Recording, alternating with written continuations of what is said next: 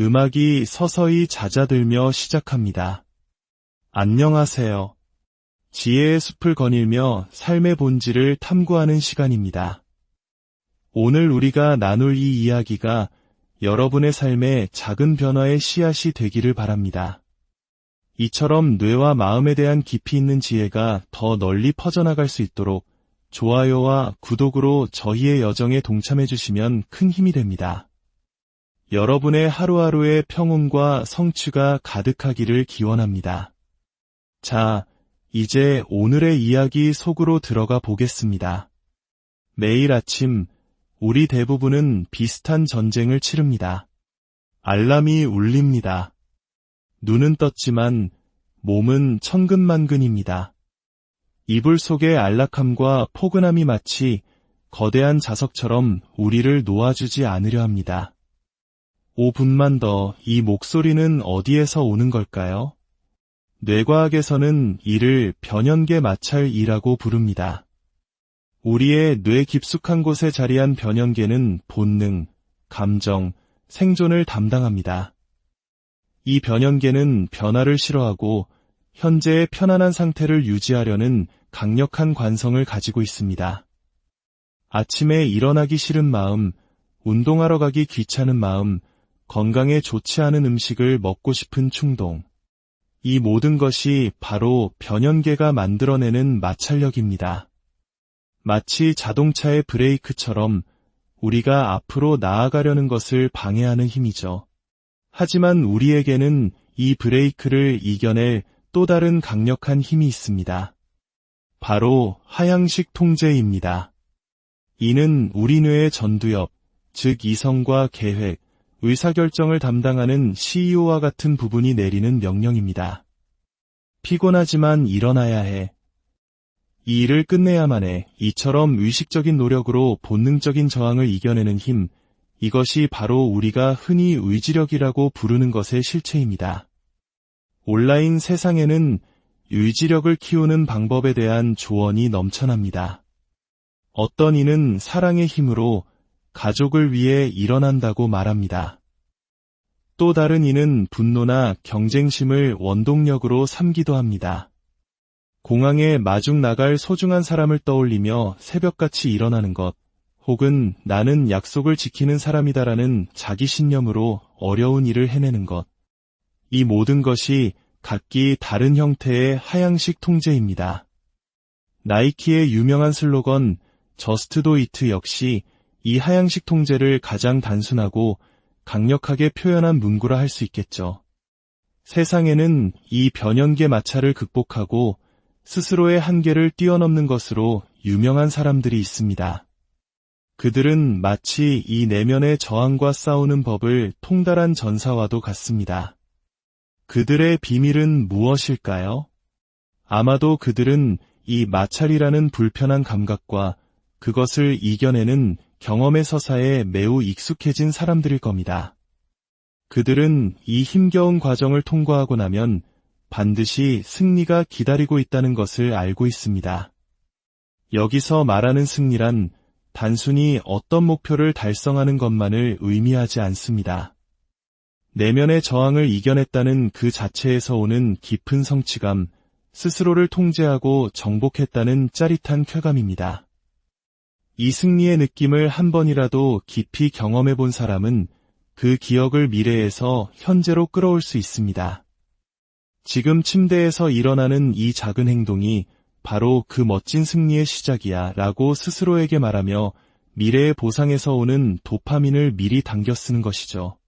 최근 발표된 한 연구는 이러한 만족 지연 능력이 바로 도파민에 의해 통제된다는 사실을 명확히 보여주었습니다. 만족을 지연시키는 것이 결국 더 큰 보상으로 이어진다는 것을 뇌가 학습하면 그 지연시키는 과정 자체에서 도파민이 분비되기 시작한다는 것입니다. 초콜릿을 참는 것, 침대에 더 누워있고 싶은 유혹을 뿌리치는 그 힘든 순간이 역설적으로 즐거움의 원천이 될 수 있다는 놀라운 사실입니다. 하지만 대부분의 사람들에게 이 과정은 매우 어렵습니다.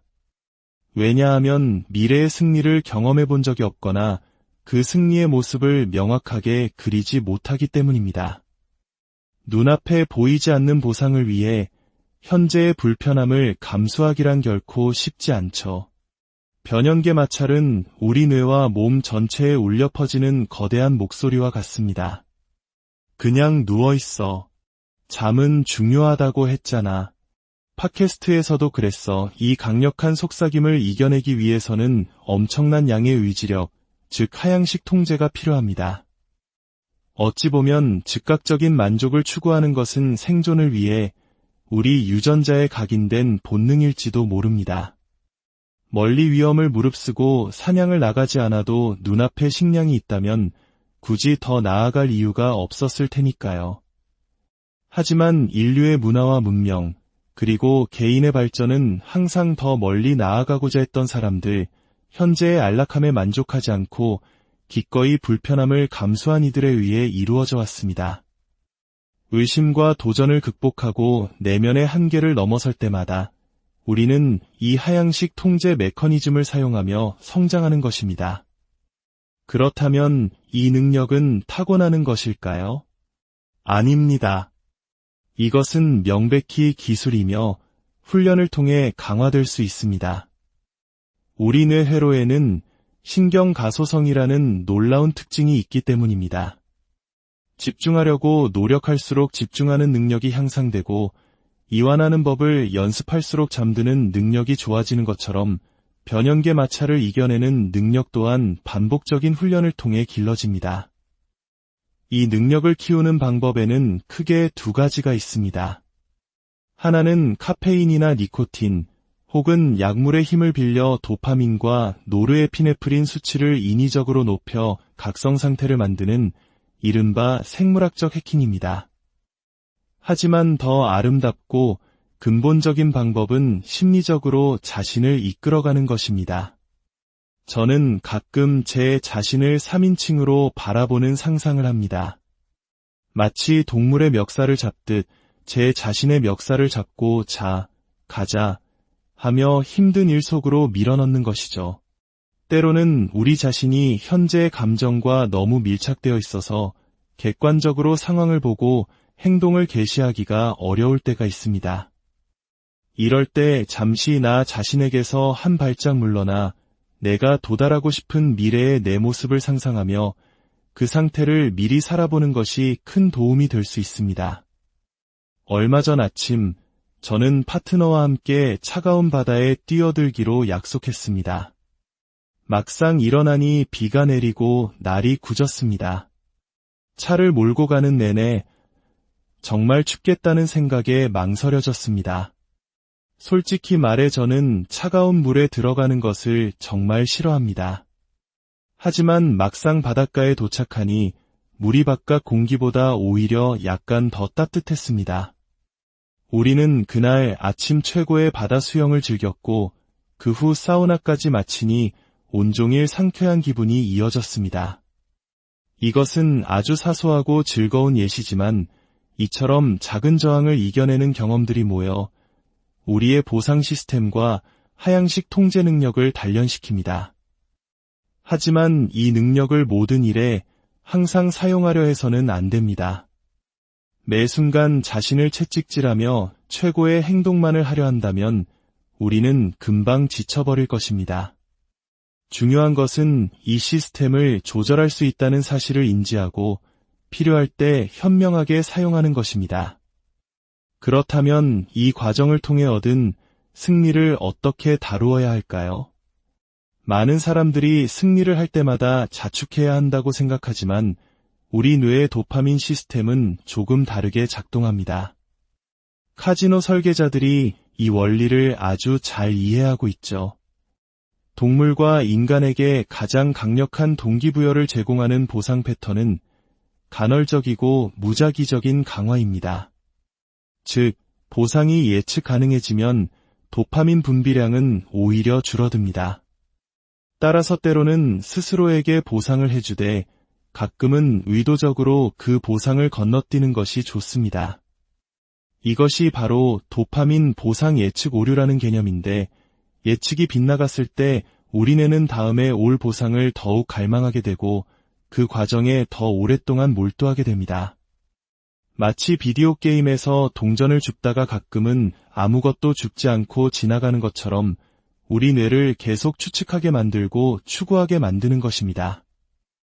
또 한 가지 중요한 것은 도파민 중첩을 피하는 것입니다. 예를 들어 완벽하게 휴식을 취한 상태에서 좋아하는 커피를 마시고 가장 좋아하는 음악을 들으며 화창한 날 헬스장에 가는 상상을 해보세요. 상상만으로도 기분이 좋죠. 하지만 이것이 운동을 하기 위한 필수 조건이 되어버린다면 우리는 곤경에 빠집니다.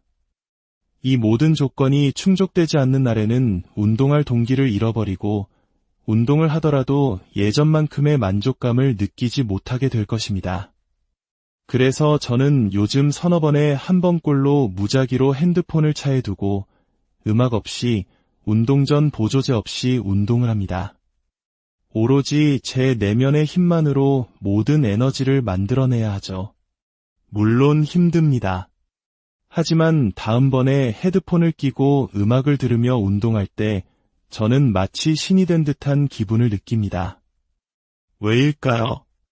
뇌가 훨씬 더 많은 도파민과 노르아드레날린을 분비하며 운동 수행 능력이 폭발적으로 증가하기 때문입니다.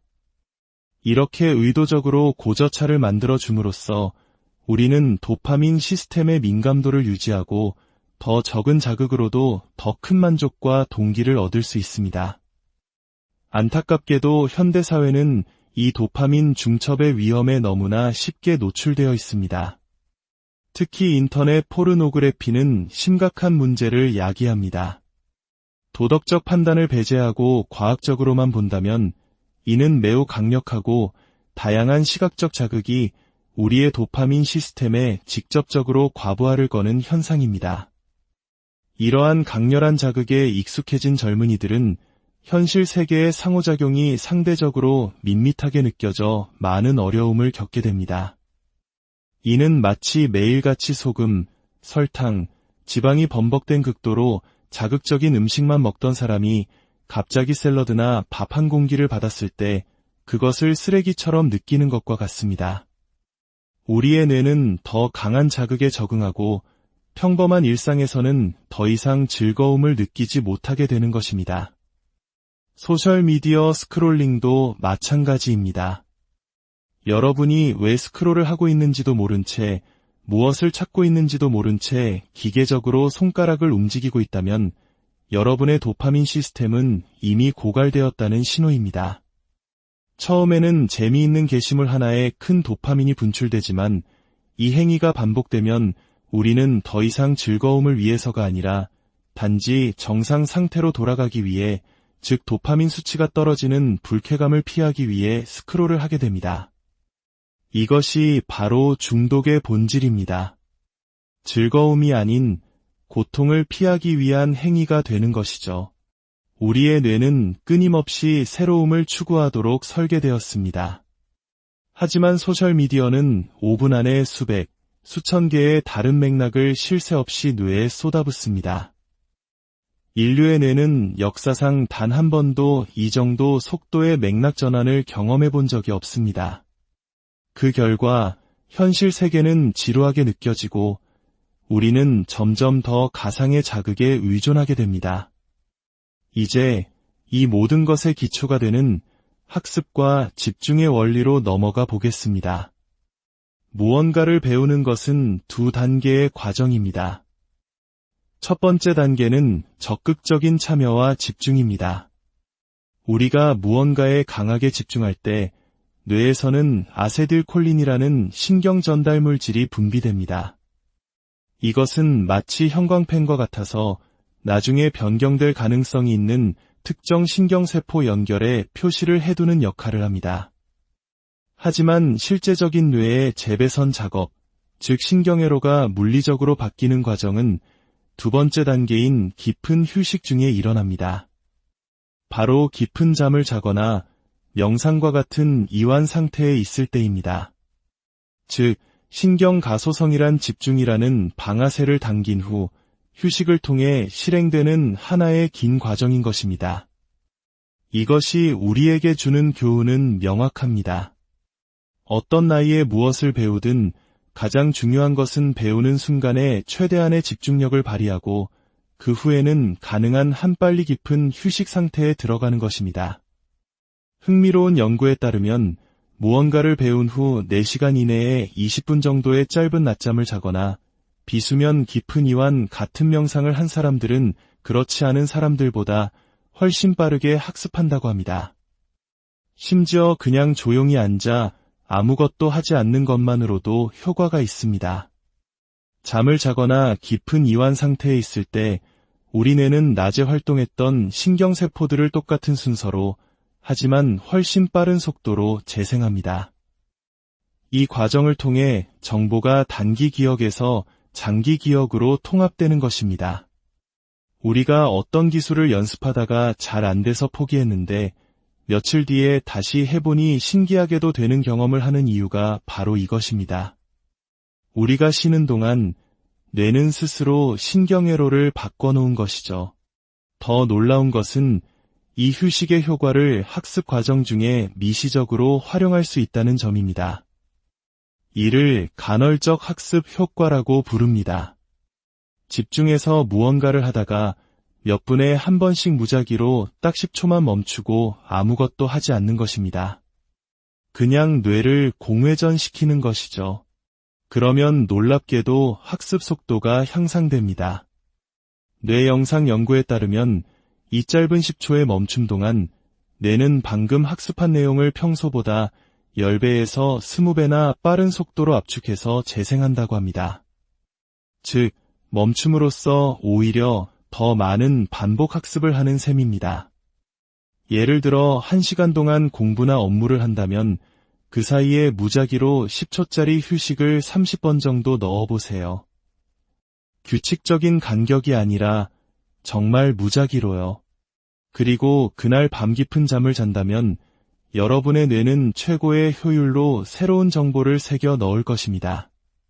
결국 뛰어난 성과를 내는 사람들은 집중과 이완이라는 시소의 양끝을 자유자재로 오가는 능력에 통달한 사람들입니다. 우리는 흔히 몰입이나 노력과 같은 한쪽 측면만을 강조하지만 진정한 초능력은 이 둘 사이의 역동적인 균형을 의식적으로 조절하는 능력에 있습니다. 이 모든 것의 가장 근본적인 토대는 바로 잠입니다. 잠을 잘 자면 모든 것이 좋아집니다. 그리고 좋은 잠을 자기 위한 여정은 아침에 시작됩니다. 아침에 일어나면 가능한 한 빨리 그리고 많이 밝은 빛을 눈으로 받아들이세요.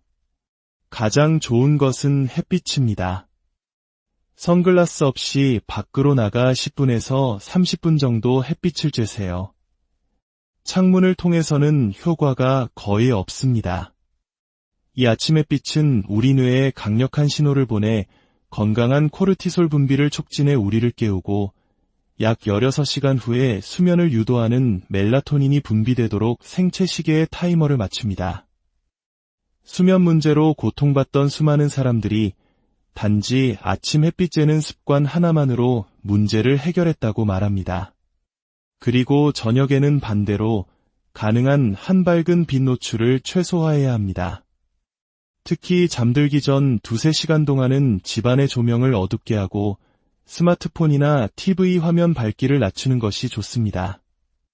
오늘 우리는 의지력의 비밀에서부터 도파민의 두 얼굴, 그리고 뇌를 바꾸는 학습과 휴식의 원리까지 우리 내면에서 벌어지는 경이로운 과정들을 탐험해 보았습니다. 기억하십시오. 우리는 우리 뇌의 주인이 될 수 있습니다. 내면의 저항을 이해하고 동기부여의 연료를 현명하게 사용하며 집중과 휴식의 리듬을 탈 때 우리는 비로소 잠재력을 온전히 발휘하며 충만한 삶을 살아갈 수 있습니다. 여러분의 뇌는 여러분이 상상하는 것보다 훨씬 더